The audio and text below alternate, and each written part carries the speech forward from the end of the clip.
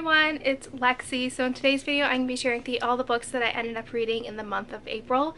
So April was a crazy month for me. I ended up graduating from my master's program, so the third week of April was just, I've never been so stressed out in my entire life, and I'm going to be doing a Q&A later this month. So if you have any questions about kind of like my graduate experience or anything, any other questions that you would like to ask me, let me know down below, because I think that'll be fun so you guys can get to know more about me. But I did end up reading 4 books this month, which I was actually pretty pleased about because it was so stressful that like I didn't think I was gonna read that much, and I was on one book for a while. So I actually was pretty pleased with myself that I ended up finishing 4 books here. So yeah, without further ado, let's get started. So this first book that I ended up reading this month was more of a speech per se, and it was In Conclusion, Don't Worry About It by Lauren Graham.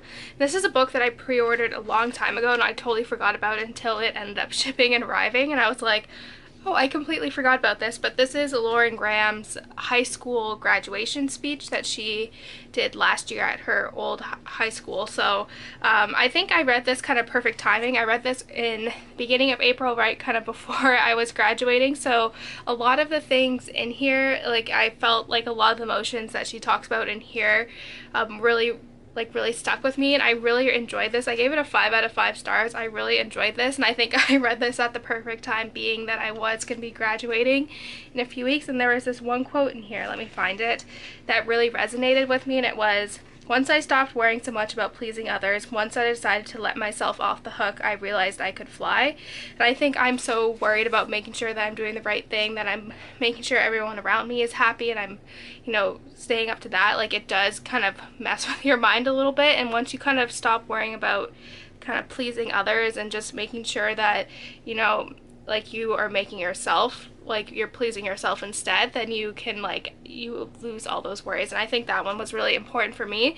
So I really enjoyed this. This isn't really necessary to own. I'm pretty sure you could find the speech online, but yeah, I just thought this was a cute thing, and it was really fun to read. So this was one that I ended up reading from March to April, so I was on this one for a solid 3 weeks, and it was The Collector by Nora Roberts. And this is the first Nora Roberts books that I read outside of her trilogy, so I had really high expectations going into this because the plot sounded so interesting. It follows a girl who is a house sitter, and when she's at this one house, she kind of looks outside the window and she sees, in New York City, she sees this struggle, altercation happening in the building next door through the window, and she sees this woman be pushed out of the window, and it kind of starts this whole thing. It leads to an investigation of this double homicide. So I thought the premise to be so interesting, and how there was almost kind of like a white collar aspect to it, if you're familiar with that show, with kind of like a hidden treasure. So I found like the premise to be so interesting, but it took me so long to read this book. It's probably like once I kind of got to the halfway point, that's when I really found I was kind of attached to the plot. But for the first 200 pages or so, it just dragged on, and I feel like the romance in here wasn't necessarily like called for, in my opinion. I wasn't really for it. It didn't seem very natural. It felt pushed. But once I kind of got into the story and kind of ignored the romance and kind of focused more on the mystery and kind of the history behind some of the things they talk about here, it was very interesting. But this is not my favorite kind of murder mystery thrillers slash romances. So I was very disappointed with this one. So I kind of gave it a 2.5 to 3 out of 5 stars, depending what mood I'm in, because I did really enjoy the mystery aspect and kind of solving the crime, but I didn't really enjoy the romance, like I said. So yeah, this one was a bit of a bust. So to make up for a thriller that I was not so pleased about, I did end up picking the Tales and Teacups book club pick for the months of March and April, in which was Friction by Sandra Brown, and you can check out my full review up here as well. So I love this book. I gave it like a 4 out of 5 stars. It was just really unique, and it was a lot of fun. So basically, the premise of the story is it follows a man named Crawford Hunt, who is in a custody battle for his daughter after his wife died. He kind of fell off the tracks for a little bit and gave the custody of his child to the maternal grandparents. And so when he's at the court hearing to try to get custody back, this masked gunman barges in to the courtroom and starts shooting, and that leads to kind of a landslide of events taking place afterwards. And so this one was so interesting. This is the third Sandra Brown book that I've read, and this one I think is definitely my favorite. She has a very good job at making sure that the book just flies through. There isn't any unnecessary information, and every chapter ends on a cliffhanger, so you just want to continue reading and reading, and it keeps you on the edge of your seat. There's so many twists and turns in here that I did not see coming, and I just genuinely really love this book. Again, unlike The Collector, which had a romance that I wasn't really, I did not like, this romance in here felt very natural. It wasn't pushed.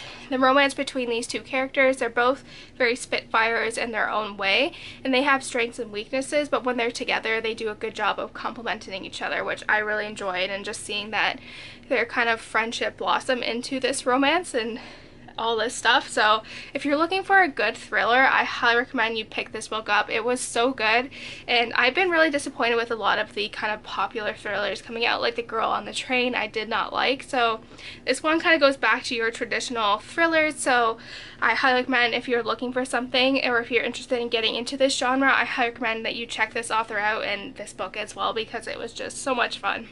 And finally, the last book that I ended up reading, this was one that my aunt lended me on my birthday when I went back home for Christmas. And so it's been on my shelf for a while, and I was like, okay, they're going to be coming to visit in May, so I might as well finish it so that I can return it. And it was The Baker's Secret by Stephen P. Kiernan. And this is, my aunt really, I gave her some suggestions for World War II, like The Nightingale by Kristen Hanna and The Girl You Left Behind by Jojo Moyes, which are kind of World War I, World War II historical fiction. And so she knew that I was really into it, so this was a book that she read that she let me borrow. And basically this takes place in France during the Nazi invasion during World War II, and it follows a girl named Emma who becomes part of the resistance, not officially, but she makes it her life's purpose to keep those in her village alive. So she goes around and kind of barters with the different villagers to be like, okay, what's something that you can give up so I can give to someone else, they can give you this, and all this stuff. So she makes it her life's goal to make sure everyone is alive and can stay alive, and she kind of has this black market thing going on. And I love this book. I gave it a 4 out of 5 stars. I really liked it. It takes place kind of during Normandy is where the book ends, so it was really interesting. It was very different from what I've read in the past, but I really love the character of Emma. She is such a spitfire, and she is so strong and she's stubborn, and I really like that about her. She doesn't apologize for who she is. She stands up for what she believes in, and she has so much on her plate. She's forced to bake bread for the commandant, and so she kind of finds a way to make more bread with the rations that they give her so she can give it to the villagers and all this stuff. So she was just a complex character that was so driven and passionate and brave, and she did have her flaws too, which I really like. So she was a very complex character and just dynamic, and this book was so heartbreaking. There were so many things in here where I was like, oh my goodness, I was not expecting that to happen, or that's horrible. And there's probably similar things that happened to that, happened in real life that's kind of described in here. And yeah, I haven't read any World War II historical fiction this year, and I really love this book, and when I return, I definitely want to get my own copy of this, because I know this is one that I'll probably reread in the future. And if you're looking for kind of a unique World War II historical fiction, I highly recommend you pick this one up. And it's fairly short. It's just 305 pages, so I finished it in the course of 2 days. So I did do a lot of traveling during that time, but yeah, this book was just really good, and it is definitely one that is very memorable, and I loved it. So that's it, guys. Thank you guys so much for watching. Let me know in the comments below if you have any questions for my upcoming Q&A, or if you've read any of these books, what you thought about them, or if you're interested in them, and all that fun stuff. So yeah, thank you guys so much for watching. Don't forget to give this video a thumbs up, and I will see you guys next time. Bye, guys.